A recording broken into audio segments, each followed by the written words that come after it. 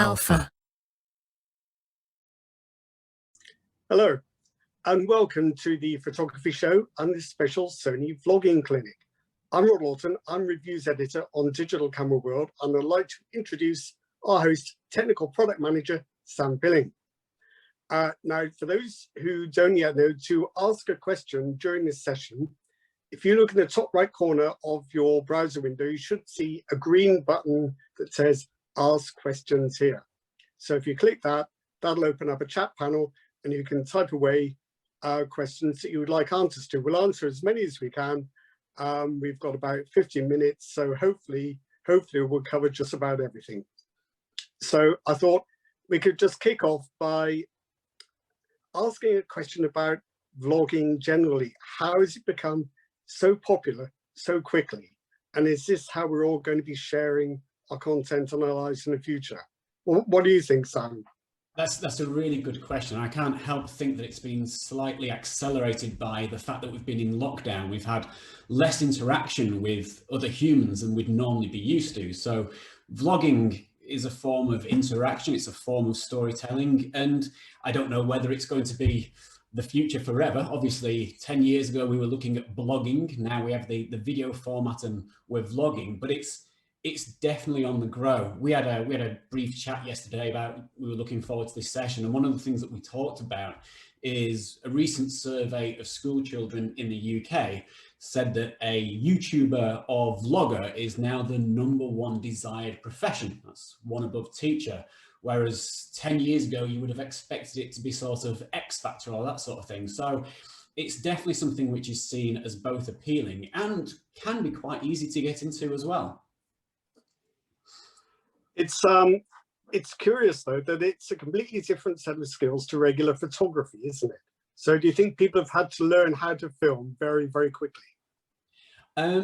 You're right, it is totally different, and there's a set of sort of little tips that we can give to people to make their videography better for vlogging. But it was almost organic, you know, sort of applications like Snapchat, where people started recording short little bits of videos, usually to mobile phones. That's obviously a complete world away from some of the vlogs that we now see. I work with quite a few influencers, and their level of video production includes grading their video to give it a more cinematic feel. It's gone a lot further than just using a mobile phone. And mobile phones are great, you know, you've got multiple cameras on a mobile phone. It's great for quickly picking up and recording some video. But one thing you have to remember is most mobile phones don't have their best camera facing their user. They're usually on the back. So I'm slightly biased from Sony. We've got our fantastic range of Xperia mobile phones, which I've won myself. But being a photo guy like you, I'd say, let's go better than that. And we've had to evolve our cameras to appreciate vloggers. If you look at TikTok now has 800 million users. It's absolutely huge. The vast majority of that content is watched back on a mobile phone. Unlike YouTube, I don't have TikTok on my Android TV. We've now changed our cameras, like the ZV-1, that if I record in a rotated 90-degree sort of portrait recording, then the data is stored in the video to make sure whatever I edit in knows it was originally shot in that format. So if I want to record content for social media, something like this bridges the gap. It's able to record in that format. It's very, very easy to use, but it gives me the benefits of a dedicated camera. And it's things that we've been talking about for years, having a dedicated camera. I appreciate that if you're a travel vlogger, which is a huge area of vlogging, that you probably want the background in your shots. But vlogging is very personal. It's almost like a one-to-one conversation between the end user and the creator. And for that, you might just want that narrow depth of field, that beautiful background bokeh, so it feels like a more intimate conversation between you and the end watcher. Technology, again, has evolved. I mean, with our ZV-1, one of the nice things about the ZV-1 is it maybe not designed as much for you and me as photographers, because it's all about video and it's all about being really easy to use. This particular camera, it has a front-facing screen, which is pretty essential when it comes to vlogging. It has a great microphone on the top, but it's got really easy to use controls. There's a button on here which switches between having a defocus background and a focus background. Now, you and I never would talk in these patterns behind the scenes. We would be talking about aperture and depth of field. But sometimes vloggers, they don't actually care about videography other than making sure the end result looks good. So in that particular case, something like a ZV-1, we can talk about aperture and depth of field all we want. They can talk about their interests straight to the camera and switch between a focus background or a defocus background. So yeah, the cameras themselves have evolved to try and keep up with vloggers. So it seems to me what you're describing is a very broad range of users, indeed, possibly even more than in photography. And it's as if vlogging is an entirely new category of filmmaking that we didn't really have before. Yeah, you're absolutely spot on. So previously we had the wonderful camcorder market. Capture your favorite memories and capture them forever and look back at them in future years. Camcorders, they tend to record videos that's put away for future occasions unless you're documenting something. With vlogging, it's instant, it's direct, and it's a conversation between you and the end user. And like you say, it's far more varied than just having an interest in videography. I'm quite geeky. I like watching vlogs on retro consoles. I have my old Nintendo set up in the spare room, and I can see your eyebrows raising. Yes, I am that geeky. I enjoy these things because people show me things that I've not seen before, or it brings back nostalgic memories. On the opposite end of the scale, I also work with, there's a fashion and travel and fitness influencer called Rowan Rowe. Now, Rowan travels all over the planet and does work out and is very much into his fashion. He's almost the polar opposite of me, but I enjoy seeing his tips and tricks for making your travel videography look more engaging. And it doesn't have to be, like you say, it doesn't have to be somebody who's interested in videography. One of the features, again, and I'll keep banging on about the ZV-1, I promise I do have other cameras here with me, but we have something called a product showcase mode. Now, before we started talking about vlogging, I never ever noticed that vloggers, when they're talking about a product, they have a technique, and it's to help the camera focus. Because if you're working with shallow depth of field, cameras can quite often struggle to focus on an individual item. Say I was talking about our beautiful ECM B1N digital microphone and I was holding it up to the camera.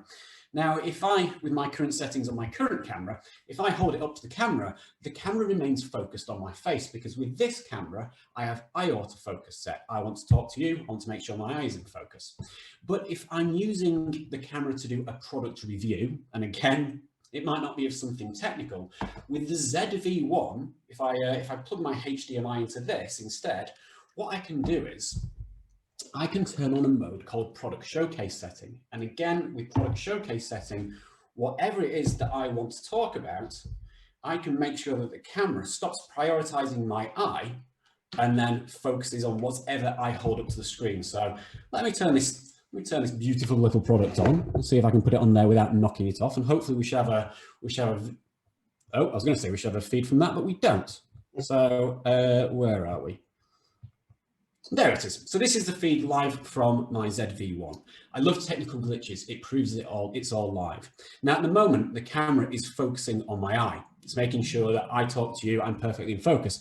But if I turn on product showcase setting, and I'm assuming I've done that because I can't see the back of the camera, then it should focus straight away on whatever product it is I'm talking about and reviewing. So I don't have to know all about cameras in order to make sure that I get a really good quality of vlog.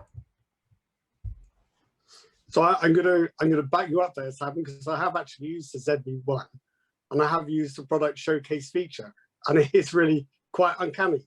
It is really uncanny, and it's exactly what you want to do as a vlogger. You're talking to the camera, it's focused on you, then you want to show them something, you hold it up, perfectly natural thing to do, and the camera focuses on that. But it seems to me that with vlogging, there's a totally different approach to focusing. The traditional filmmakers would just choose where to focus, and start filming. Vlogging is very different, isn't it? So hence, I suppose, the importance of IAF.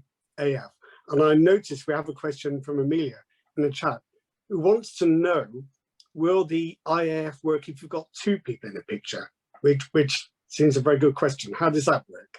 It will naturally focus on the nearest person to the camera, which is where your eye would normally join. However, cameras like this, cameras like the ZV-1, cameras like my A6600, which you know I'm a big fan of, we also have the touchscreen. So again, with a 180-degree self-facing screen, I can quickly just tap on the face that I want the camera to focus on, and it will then track that face.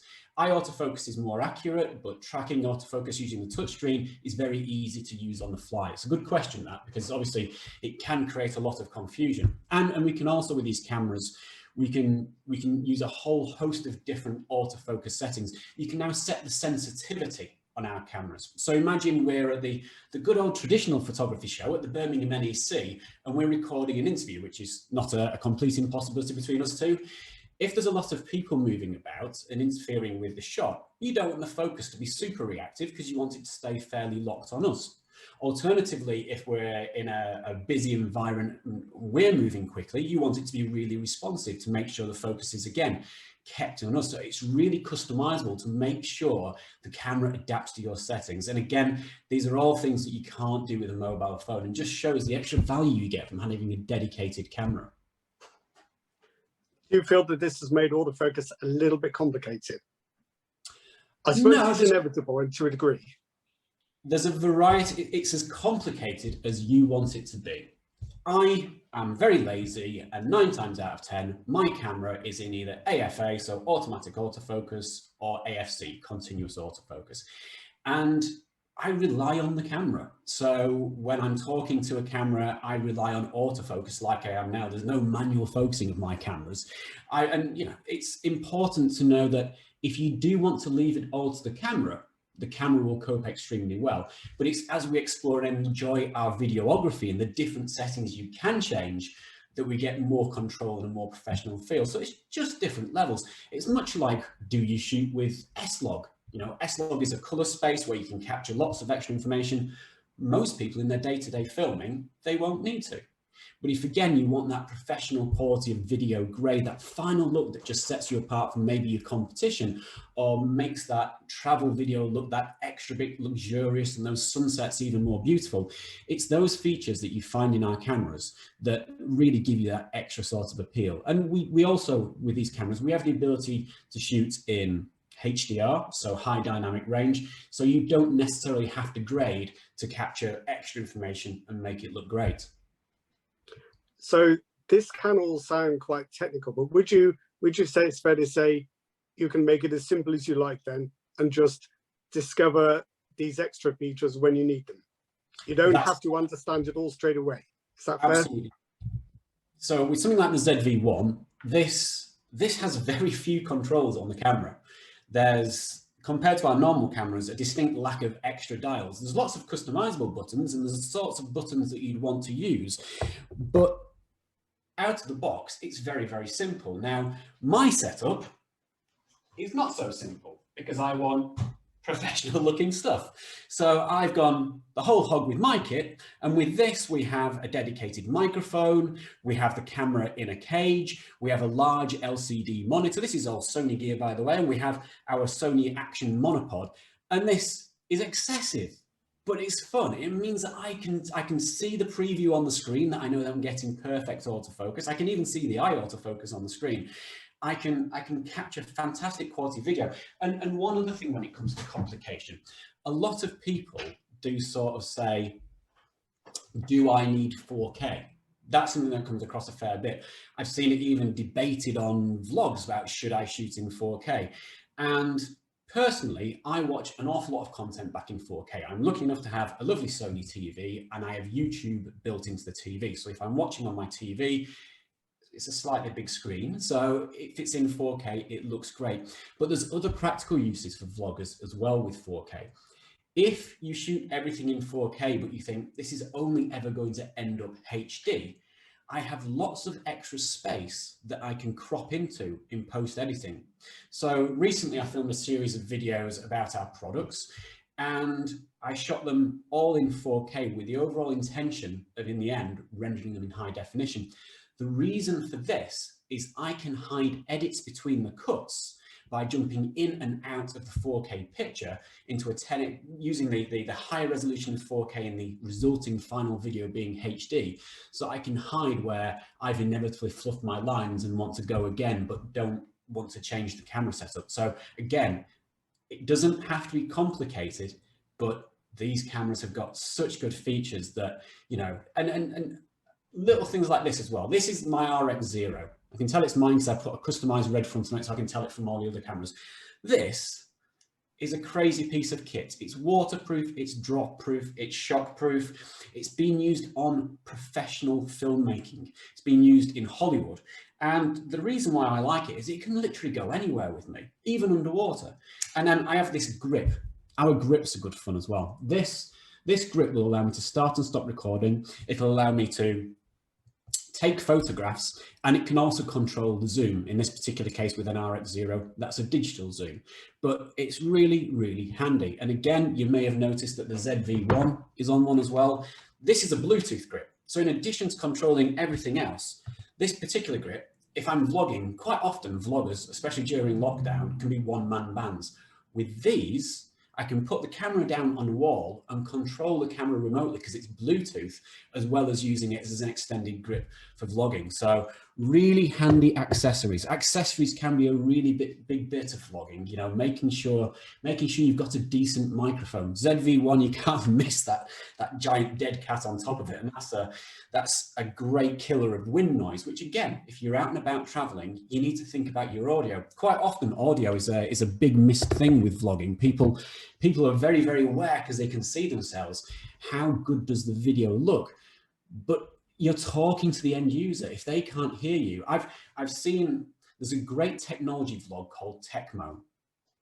And Tecmo is all again about retro technology, vinyl, things like that. If anybody picks up on any sort of background buzz on the audio, the comments are filled with it. It's, you know, it's something that's easy to miss. I mean, I don't know if my hearing is what it was 10 years ago. There may be a high-pitched whine on my audio that without using a pair of monitoring headphones, I won't pick up on. So all these things go towards making a really high-end product. If you've got the right kit, if you've got the right gear, then it really does make a big difference. So seeing ZV-1 has reminded me about that wind muffler, which is spectacularly effective. I can vouch for that. But when would you say you need to think about using an external mic if you're a vlogger just starting out? And it's in particular reference to a question that Bosco has asked in the chat. Do you have any suggestions for a simple plug-in mic system for a ZV-1, for example? Well, the ZV-1, we're lucky with the ZV-1 that it has a hot shoe. Hidden underneath here, we have a hot shoe, which is holding the dead cat. One thing that I've got on mine, and this is quite important, you don't sort of realize until you start talking to the camera, but this particular microphone of mine, this is the, let me get it right, this is the ECM CG1. Now, the reason why that particular mic is important is because actually, if your mic's really big, usually vlogging is wide angle because you're holding the camera out in front of you. You have to be careful that your microphone doesn't start to intrude on your shot. So something like that, something that's small and compact but still offers you dedicated audio, does make a big difference. And I see vloggers that are using mobile phones. What they tend to do is they tend to use an inline microphone which is attached to their headphones, because if you're in a busy place, it can make it really difficult to isolate you out of the crowd, and background noise really is a killer for making sort of decent quality videos. It's like we mentioned before, the ECM B1M. This is a digital microphone and is sort of the perfect partner for vlogging, because with this I have the choice of either isolating just the very central channel in front of me, a sort of a mushroom shaped area in front of me, or pretty much the whole environment. And it's small and compact. And if you take something like an A7C, which again, great camera for vlogging because you've got the 180-degree screen, it sits really nicely on the top of here and gives you really beautifully clear audio quality. That, and you've got level control on the camera and the microphone as well. This is a bit more advanced, but you know, an entry-level mic, what I'd say is, as long as it's sort of a quality, any mic will make a difference if you're in a busy environment. One thing that I struggle from in the room I'm in at the moment, and the reason why I'm using a dedicated mic in front of me, is I get a lot of echo as well. So again, a dedicated microphone, and you could use a very, very cheap and simple lapel mic to do it and hide the cable down your top. But just those little differences, those dedicated devices will make a really big difference. Saying that though, you can't get much better than the sort of the 3-channel microphone that we have here in the top of the ZV-1. This really will pick out your voice, and with that muffler on top, making sure we don't have any wind noise, this sort of thing will mean that you can really sort of, you can pour your heart out to YouTube, Rod, and everybody will be able to hear your innermost thoughts as clear as day. My entire audience, that'd be wonderful. So I guess the argument of using an external microphone is you can have an external mic for if you're talking to another person because I'm a little way away. If you're the one doing the speaking, the in-camera mic, I guess, is fine. If you're trying to record somebody who's facing you, then you probably need to find a different, or use an external microphone, I guess.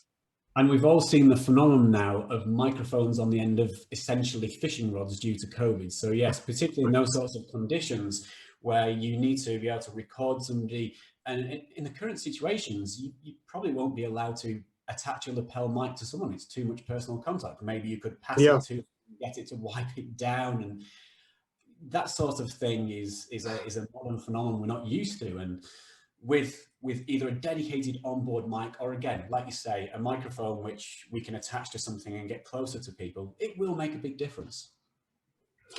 Okay, so we think of vlogging as being recording video, but there's also a big demand now for streaming, isn't there? So we have somebody called Chris in the chat who wants to know whether you can stream from Sony cameras, or whether you need extra hardware. That's a fantastic question, Rod, and I like getting techie, as you know. So there are certain cameras within our range, the ZV-1 being one of them, which have the ability to be used in streaming. Now I'm going to deal with the ZV-1 separately because it can actually do more than a lot of the other cameras. And when the world changed and suddenly there was a huge demand for webcams and things like that, one of the most obvious questions was, can I not use my beautiful Sony camera to stream? I mean, something like an A7C would be ideal. I can set it up on top of my laptop and have fantastic image quality and be able to sort of make sure that if I want to, I can blur my background. So if there's confidential documents behind me, you can't see them.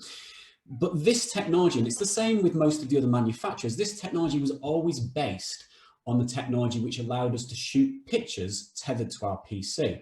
So it was always an audio only connection. Webcams actually use a different connection, a different protocol in order to do that.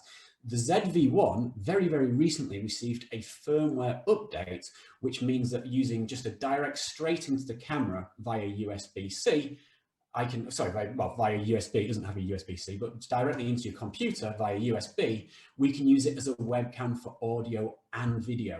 And because it's got that dedicated microphone, because it's got all that technology, it really is a great piece of kit for streaming. There's also an extra trick that the ZV-1 can do. I put my mobile phone away because I was a little bit conscientious of people do like to text me if they see me on the internet, say, hey, you're on the internet. I'm like, yes, I know, you've just interrupted it. So I put my phone away, but one thing that we can do with the ZV-1, which is kind of cool, we can plug the ZV-1 into my Xperia mobile phone, again via USB, and I can use my ZV-1 as a camera for my mobile phone. So practically speaking, what we're talking about is live events. If I'm at something that you want to vlog on live, a very risky business, as we both know from live streaming, then I can plug my ZV-1 straight into I've got an Xperia 1 Mark II, lovely camera, lovely phone, and plug the two in together, I can go straight live onto the internet using the ZV-1 as a video and audio device. So I can't think of any other products on the market that you can plug the mobile phone straight into the camera and go straight out onto the internet. It's something which is new. It's something which I haven't actually had the opportunity to do anything interesting enough to go out and stream live with it. But it's a great combination of, I understand I understand with streaming, people want to be instant. If something's happening, they want to talk about it. With the ZV-1, you can be anywhere you like. And the great thing about having the USB connection there is, because we have 5G internet these days, we have a connection of up to 10 gigabits. So it's probably more reliable than my home broadband. So do you think it will be possible to do the same for existing Sony Alpha cameras, for example, with the firmware update, or do you think it requires a new generation of live streaming enabled cameras? I'll have to hold my hands up on that one. I honestly don't know. It'd be nice to have, and one thing that it is worth noting is the ZV-1 originally didn't have this technology and received a firmware upgrade. Quite often, the ability to add things to cameras depends on the processing power, and we have a lot of cameras with incredibly high processing power. So I have to put my hands up and say, Rod, I don't know, but it'd be good if it happened. Okay, so I'm going to ask you probably a very difficult question now from Emily in the chat, who wants an idea of how much it would cost to set herself up with a reliable vlogging kit.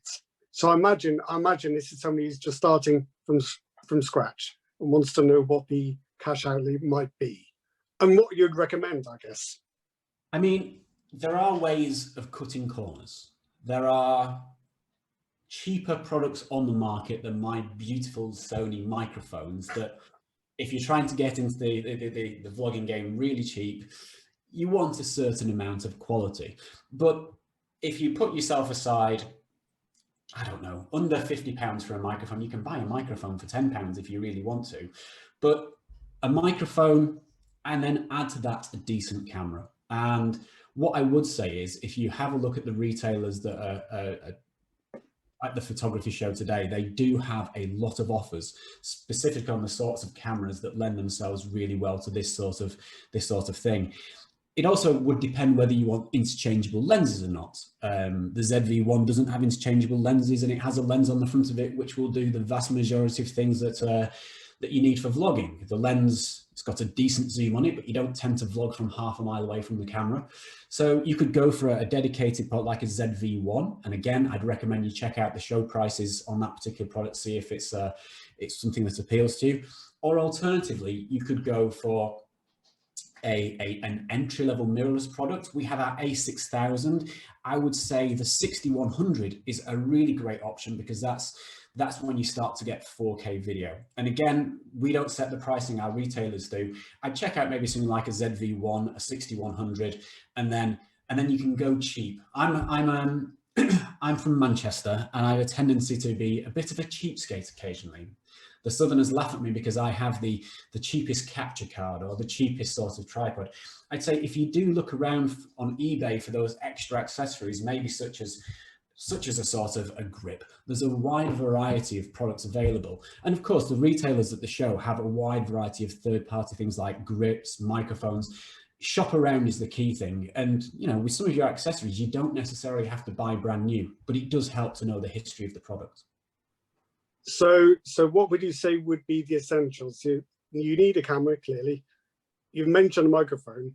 Is there anything else you think a vlogger should have? If you are walking and talking to the camera, some form of grip makes your life a lot easier, because cameras in general aren't really designed to be held facing you. They can be quite awkward. The A7C is not bad because it's lightweight and my thumb fits in quite nicely behind the grip. But some of the larger cameras, or even some of the compact cameras, they don't sit as nicely when pointing towards you as maybe something with a grip on the bottom of it. Also, the grip, it doesn't have to be one of our fancy remote control ones. It gives you that extra reach, so that if you want to talk to the camera whilst walking, it gives you a more balanced sort of view. Also means that image stabilization in your product can be quite important. The other thing that maybe you should consider, microphone and grip, you could consider lights, but it's only really worth considering lights if you're going to be in a fixed location. So if you're a product reviewer, I don't know how many reflections of beauty rings I've seen this year, but it's definitely more than previously. But something like a beauty ring can give you a very flattering look. Or you could get some relatively affordable LCD panels, very cheap to run, possible to run them off battery power or fixed. But yeah, lighting is something that, you know, if you can control your lighting, you can set a feel through your video which doesn't jump about. If I didn't have these lights on now and we were recording these videos, as the day went on, the light outs, I've got a big pair of curtains here, the light would drastically change over the day. By having dedicated lighting, I can make sure I'm maintaining the same feel. So if I was to go and have lunch and come back and shoot the second half of a video, it wouldn't feel drastically different to the first half. So still on the subject of accessories, I know Sony is very proud of its in-body stabilization. My question would be stabilization versus gimbals. I think they're they give you two different sets of results, but what do you think? Personally, I don't own a gimbal, and that could be because, like I say, I'm a bit cheap, but a gimbal is really good for giving you smooth panning movement. So if I'm shooting a panning shot, I have two choices. No, I have three choices actually. First choice is try and be as smooth as possible when waving the camera about. Second choice is to use a tripod with a moving head. And the third option is to try and correct it afterwards in post-production, which can work and sometimes can't work. You can sometimes end up with slightly unnatural looking video. I would say it completely depends on what you're shooting. If you're shooting something to look extremely cinematic with a lot of movement, maybe you're moving through a building or that sort of thing, a gimbal will have a good effect. But if it's simply a piece of you talking to camera, or if it's you walking relatively gently, something like an RX0, they capture the data of your movement, which you can actually fix in post-production using one of our pieces of software called Catalyst. So it's not impossible to survive without a gimbal, and so far I have done. It really depends on how active you're going to be. If you're going to be vlogging about sports and you're going to be running up and down a sort of a touchline trying to keep up with the action and things like that, a gimbal will make a huge difference. For me personally, here in this particular setup, I've turned image stabilization off because actually I don't want any sort of interference with what is a static shot. So my feeling broadly is that if your filming style is to stay in one place and keep the camera still, in-body stabilization is perfect. If your style involves camera movement, maybe a gimbal for smoothing it out. It depends. Yeah, absolutely. It also depends on what it is that you're doing. So if you're vlogging from a run, which is something that people strangely do. Sometimes two people do sort of set themselves a sofa to 10K sort of challenge, and they will film themselves running and talk to the camera. With that, having a gimbal is impractical because of the size of it when you're out on a run. But again, if you want to create cinematic looking video with a lot of movement, just like you say, you would be better off, I guess, with a gimbal. Okay, so if we're speaking to somebody just starting out in vlogging, hasn't really tried it, or they tried it with a phone and not very happy with the results, do you have any suggestions, maybe 3 or 5 top tips to make your videos look more professional? Yes, that's a really good point. So a key one is decide the overall look of your video. Are you going to go for a defocused background or a focused background? If it's travel vlogging, people want to see the background. They want to see the bright lights of the city. If it's you telling a story to a camera about your day, about your life, about your passions, then a defocused background will make a big difference. So in that case, maybe you should consider a prime lens for additional background blur. Audio, we've mentioned it time and time again, audio is key. If you get your audio wrong, your viewers, they won't engage. So if you're in the kitchen and there's an awful lot of food vlogs out there, try and make sure that the fridge isn't buzzing. If the fridge is buzzing in the background, it will drive people watching wearing headphones crazy. So make sure audio is always looked after. And along the same note, accessorize. So whether it be grips, something that makes your life easier. A tripod's also obviously really great to have because you're not always going to be holding the camera as you talk to it. So try and find a tripod which is both compact, but also isn't going to blow over in the wind if you're filming by the side of a road. And again, I'd say if you can do, film in 4K, even if you're not going to process in 4K. It gives you those extra options, and who knows, one day if you're a multi-millionaire YouTuber, you can go back and re-edit your original videos in fantastic quality. There's also one other thing to do with 4K video. pretty much every single one of our 4K cameras shoots something called proxy. Now, proxy is a second video file recorded at the same time as your 4K or HD file, which is smaller. And being smaller, it means two things. It's easier to transfer and it's easier to edit. So I might be out with the ZV-1 shooting a great vlog in 4K, or an average vlog in 4K more likely, but I want to be able to send that video to my friend to look at. Using proxy video, I can send a low resolution video file via my mobile phone. And of course, all of these products have got Wi-Fi. So I'm out in the middle of a field. I want to send some video. I transfer it straight to my mobile phone, send it straight back to base. You can share the video much easier. So that's great for people who want to send video off and start editing it. But also, it also helps with the editing process. I'm lucky, I have a pretty powerful machine, but before I got this one, I was using proxy files because I was shooting in 4K, but editing the proxy files in Premiere. That meant I can preview what the final video is going to look like without having to process the massive 4K file. And if I want to do color grading, lookup tables, complicated fades, it means I can do all of that on a low resolution file. And this is the same with pretty much all modern software. I can switch out, or the program will switch out, my proxy files for the 4K video just for the final rendering of the video.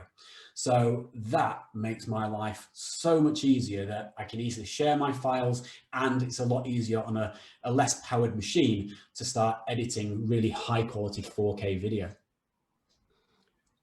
So there are some good tips for how to make your video better. Have you got any advice for things people shouldn't do? Are there any definite no-nos for vloggers? Well, you should definitely vlog about something that you're passionate about and hopefully knowledgeable. You should always be very, very careful what you say. Something that's put on the internet doesn't tend to disappear. So I would never make any allegations, or I would never make sure that people know that they're your personal opinions if you've got strong feelings about things. I avoid almost all strong feelings in my videos because I'm here to represent Sony.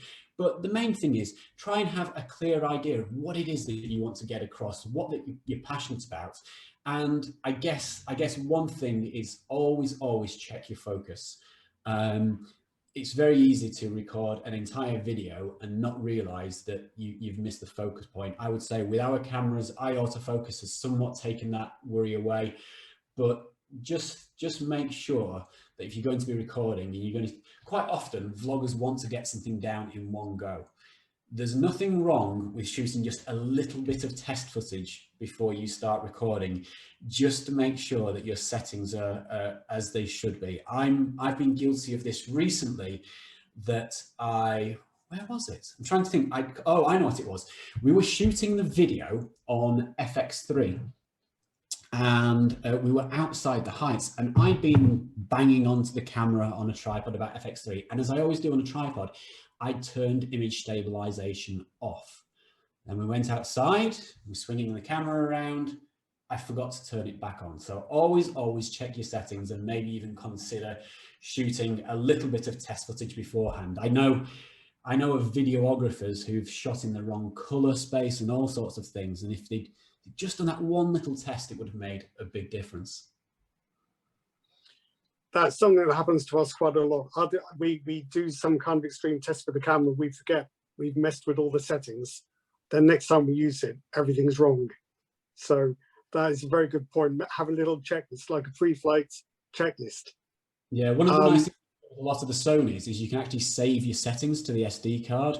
So it's not a bad idea to do that. And then when you've got to absolutely get things right, then you load them back up from the SD card and make sure everything's as it should be. I tell you what, one other thing, very much along the same lines, and something which I again have been guilty of recently. The ZV-1, like a few of our cameras, features a tally light on the front, a little red light that lights up to tell you that you're recording. I recently did a relatively long piece to camera, which I was really proud that I got in one take, and then found that one of the cameras wasn't recording because I'd skipped it and forgotten about it, and I was furious with myself. This has a little red tally light on the front, so that if I'm pouring my innermost thoughts out to YouTube, I know I won't have to do it twice because I actually tell I'm recording. So it's the same with things like the RX0. Little tally lights can make an awful lot of difference when it comes to making sure, like that checklist, you're getting everything you need. I've done that so many times myself. I've stopped recording when I thought I was starting, and I started recording thinking I was stopping.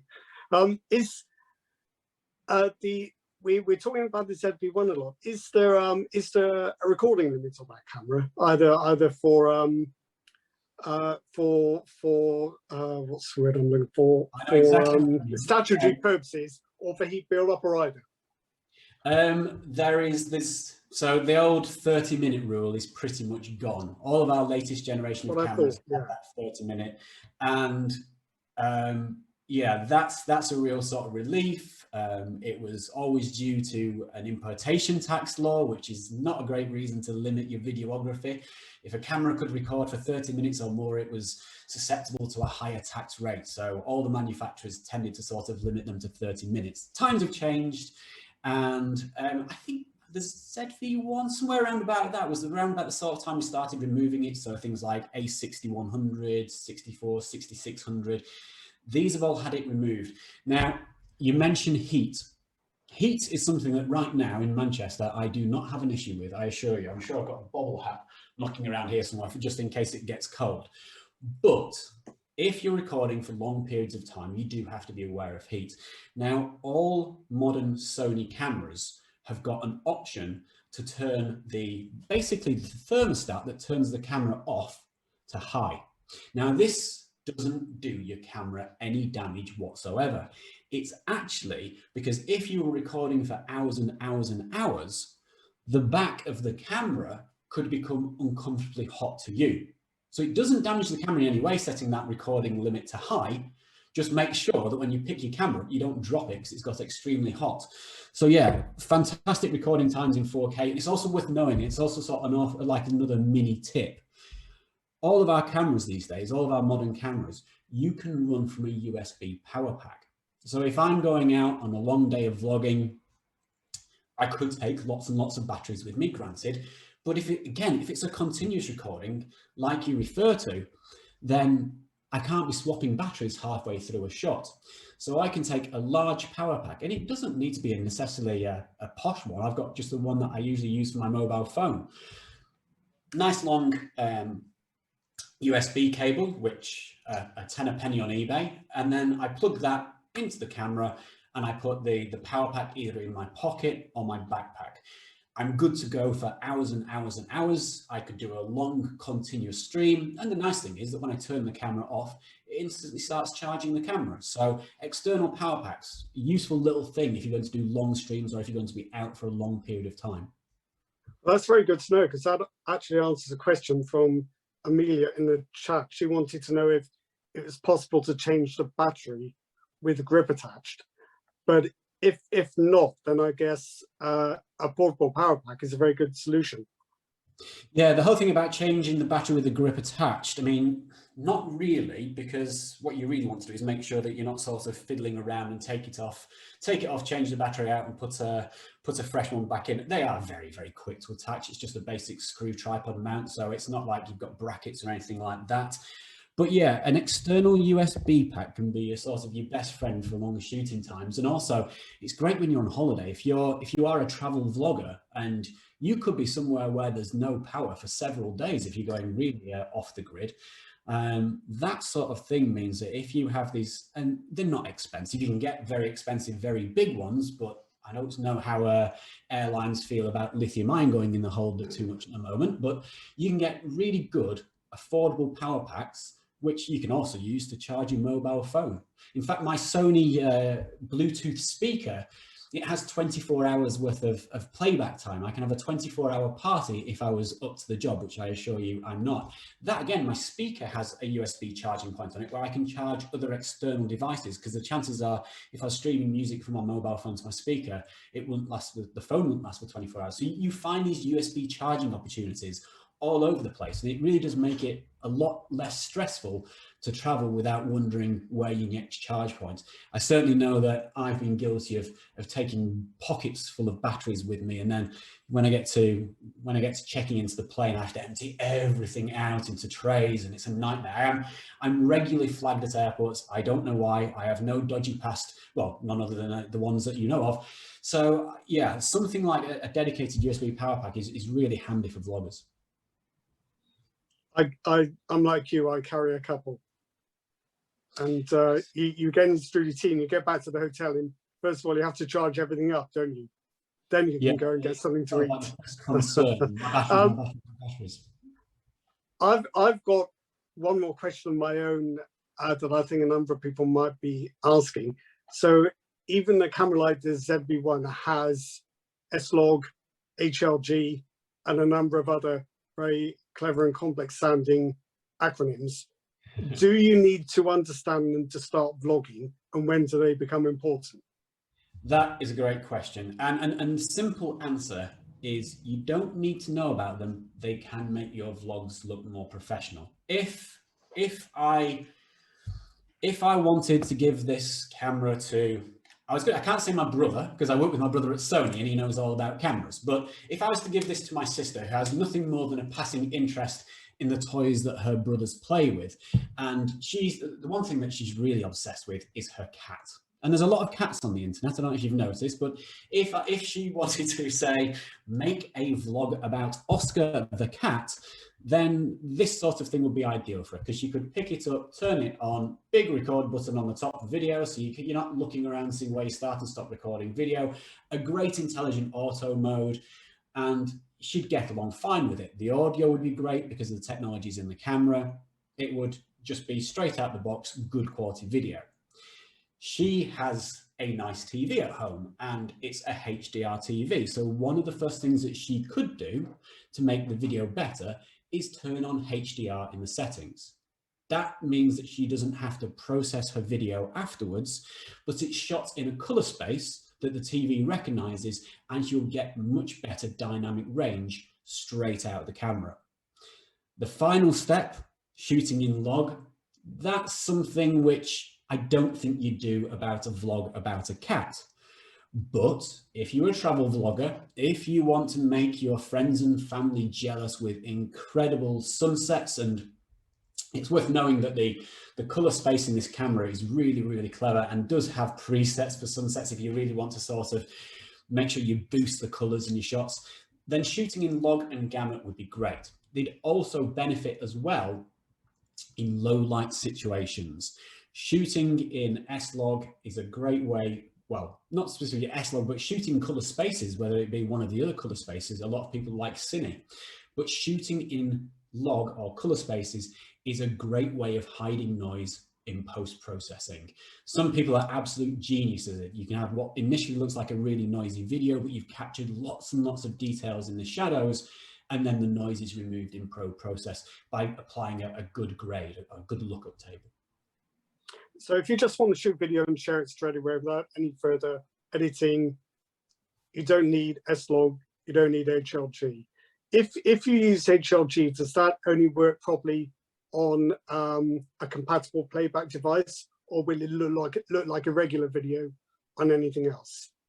So is it something you need to be careful about? Like normal video, unless it's a HDR TV, and it must be said, the vast majority these days, the whole market, pretty much the same standard as well, but not quality of TV. We make far better TVs than a lot of people, obviously, but the HDR, if the TV is HDR, it will look better.